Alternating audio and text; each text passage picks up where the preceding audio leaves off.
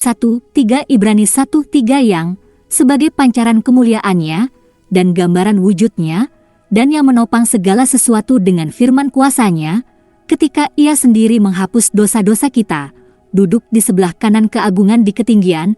Ibrani 1:3 komentar, iman kepada Kristus. Apa yang dimaksud dengan percaya kepada Kristus? Dan mengapa Allah menjadikan percaya kepada Kristus sebagai satu-satunya syarat keselamatan? Antara lain, kita belajar bahwa Putra adalah pancaran kemuliaan Allah dan representasi yang tepat dari keberadaannya. Ibrani 1:3 di dalam Kristus seluruh kepenuhan ketuhanan hidup dalam bentuk tubuh. Kolose 2:9 firman itu telah menjadi daging dan diam di antara kita. Kami telah melihat kemuliaannya, kemuliaan anak tunggal yang datang dari Bapa, penuh kasih karunia dan kebenaran. Yohanes pukul 1:14 Tidak seorang pun yang pernah melihat Allah, tetapi Allah yang tunggal, yang ada di sisi Bapa, telah menyatakan Dia.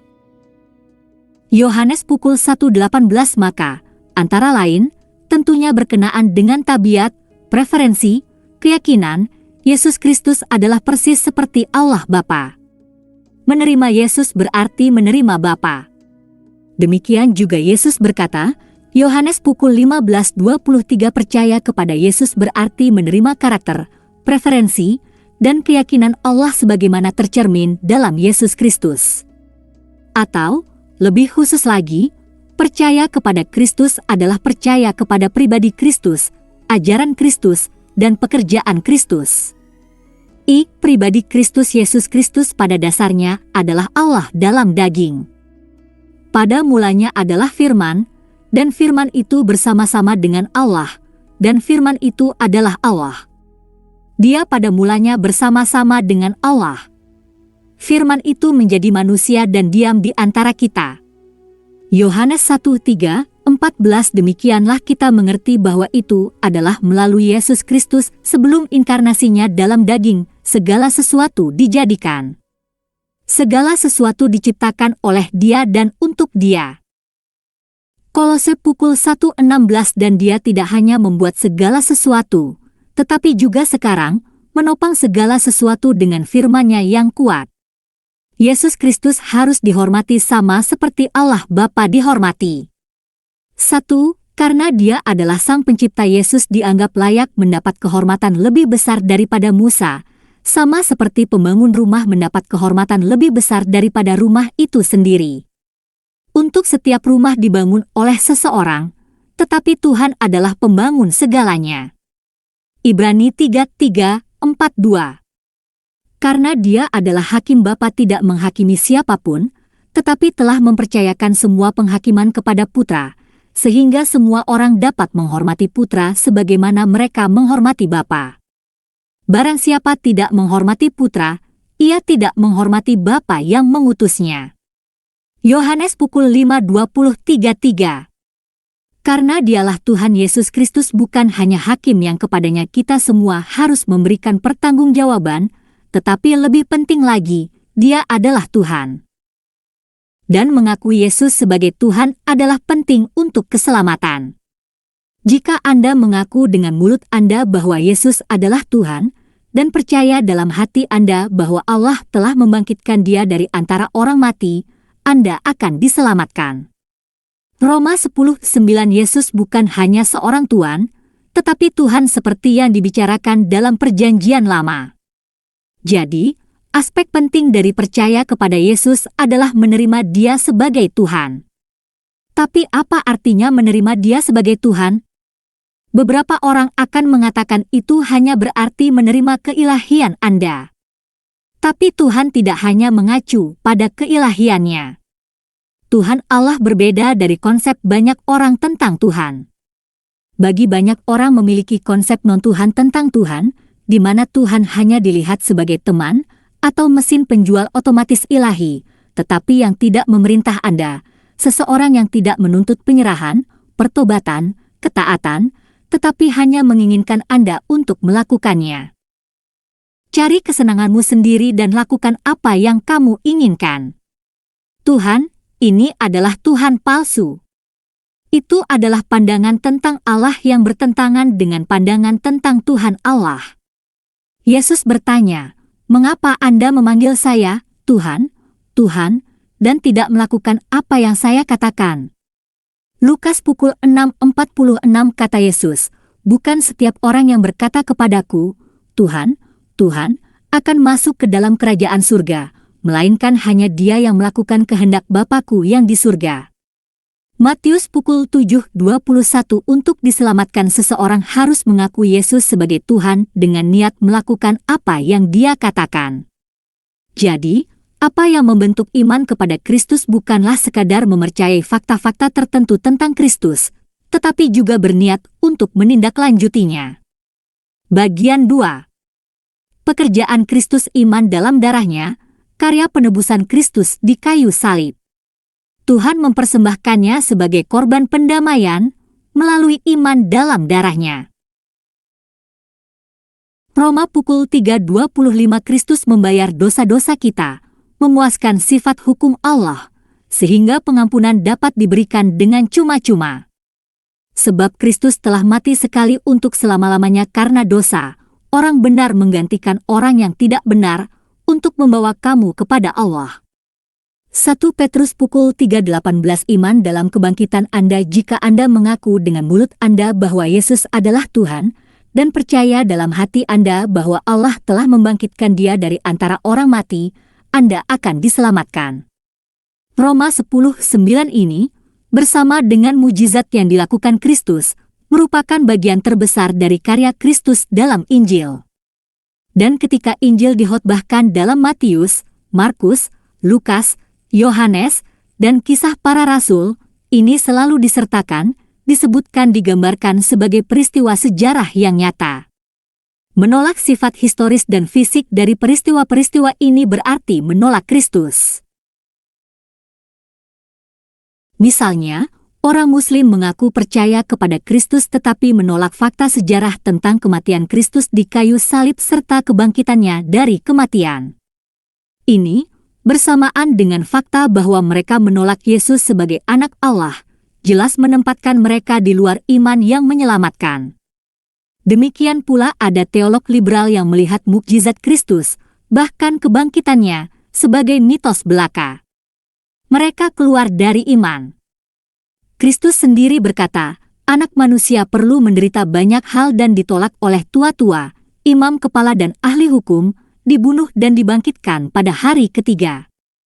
Lukas pukul 9.22 Dan rasulnya, apa yang telah kuterima, kusampaikan tentang hal yang pertama, bahwa Kristus telah mati karena dosa-dosa kita, sesuai dengan kitab suci, bahwa Ia dikuburkan, bahwa Ia dibangkitkan pada hari ketiga menurut kitab suci, dan bahwa Ia menampakkan diri kepada Petrus, dan kemudian kepada 12. Setelah itu, Ia menampakkan diri kepada lebih dari 500 saudara sekaligus. 1 Korintus 15:3-6 Aku. Ajaran Kristus cukup luas, menggabungkan tidak hanya apa yang Dia katakan selama inkarnasinya dalam daging manusia, tetapi juga apa yang Dia katakan sebagai Tuhan dalam Perjanjian Lama, dan sekali lagi dalam kitab terakhir dari Alkitab Yesus berbicara secara langsung. Dan secara signifikan melalui perwakilan melalui para rasulnya, Yesus berbicara melalui surat-surat Perjanjian Baru. Yesus menugaskan para rasul untuk berkhotbah dan mengajar, memberi mereka Roh Kudus yang Dia katakan, tetapi ketika Dia, Roh kebenaran, datang, Dia akan membimbing kamu ke dalam seluruh kebenaran. Yohanes pukul 16:13 Tetapi penghibur, yaitu Roh Kudus, yang akan diutus oleh Bapa dalam namaku, akan mengajarkan segala sesuatu kepadamu dan mengingatkan kamu akan segala sesuatu yang telah kukatakan kepadamu. Yohanes pukul 14:26 Rasul Yohanes menulis, kita berasal dari Allah, dan barang siapa mengenal Allah, mendengarkan kita, tetapi dia yang bukan dari Allah tidak mendengarkan kita. 1 Yohanes 4:6 Dan Paulus, jika seseorang menganggap dirinya seorang nabi atau diberkahi dengan karunia-karunia rohani, biarlah ia mengakui bahwa apa yang saya tuliskan kepadamu adalah perintah Tuhan. 1 Korintus pukul 14.37 dan Rasul Petrus meneguhkan perkataan Paulus sebagai kitab suci dengan mengatakan, "Ingatlah bahwa kesabaran Tuhan kita berarti keselamatan, sama seperti saudara kita yang terkasih Paulus juga menulis kepadamu dengan hikmat yang diberikan Tuhan kepadanya." Dia menulis dengan cara yang sama di semua suratnya, membicarakan hal-hal ini di dalamnya. Surat-suratnya berisi beberapa hal yang sulit dipahami, yang diselewengkan oleh orang-orang bodoh dan tidak stabil, seperti yang dilakukan oleh kitab suci lainnya untuk kehancuran mereka sendiri. 1 Petrus 3:15-16 Saya membawa tulisan para rasul, karena sama seperti ada yang mengaku percaya Tuhan tapi menolak Yesus, ada juga yang mengaku percaya Yesus tapi menolak tulisan para rasul. Orang-orang ini tidak benar-benar percaya kepada Yesus. Yesus memberitahu para rasulnya, "Dia yang mendengar kamu mendengar aku, siapapun yang menolak Anda menolak saya, tetapi siapapun yang menolak saya menolak orang yang mengutus saya." Lukas pukul 10:16 ini memunculkan pertanyaan yang lebih umum tentang apa yang dimaksud dengan iman kepada Kristus dalam kaitannya dengan ajaran Kristus. Sebanyak apapun makna dan penerapan ajaran Yesus di seluruh Alkitab dapat diperdebatkan, dapatkah seseorang percaya kepada Kristus dan masih terang-terangan tidak setuju dengan sebagian kecil dari ajarannya?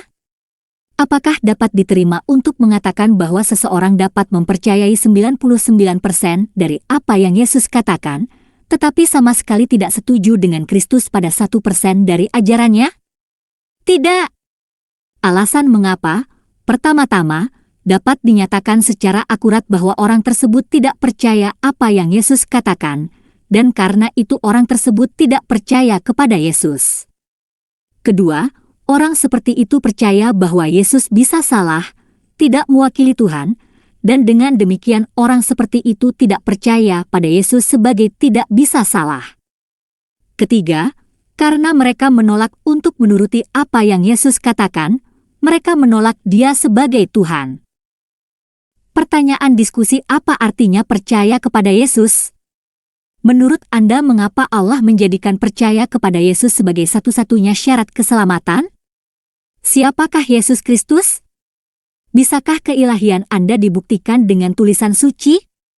Apa yang disiratkan ketuhanan Yesus tentang hubungannya dengan kita?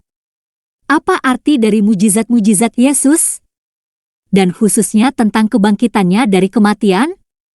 Bagaimana jika seseorang setuju dengan sebagian besar perkataan Yesus, tetapi tidak setuju dalam beberapa hal? Pengakuan iman Tuhan Yesus Kristus, "Saya mengakui dosa-dosa saya, dan saya bertobat dari dosa-dosa saya, dan saya mengakui Tuhan Yesus Kristus sebagai satu-satunya dan cukup juru selamat hidup saya, menulis nama saya dalam buku kehidupan." Dalam Efesus 2:8-9 ada tertulis, "Karena kasih karunia kamu diselamatkan oleh iman, dan ini bukan dari dirimu sendiri, itu adalah pemberian Tuhan. Itu tidak berasal dari pekerjaan, jangan sampai ada orang yang menyombongkan diri." Efesus 2:8-9 Wahyu 21. 8 Tapi pengecut, kafir, bejat, pembunuh, cabul, sihir, penyembah berhala dan semua pendusta, tempat mereka akan berada di lautan api yang terbakar dengan belerang. Ini adalah kematian kedua.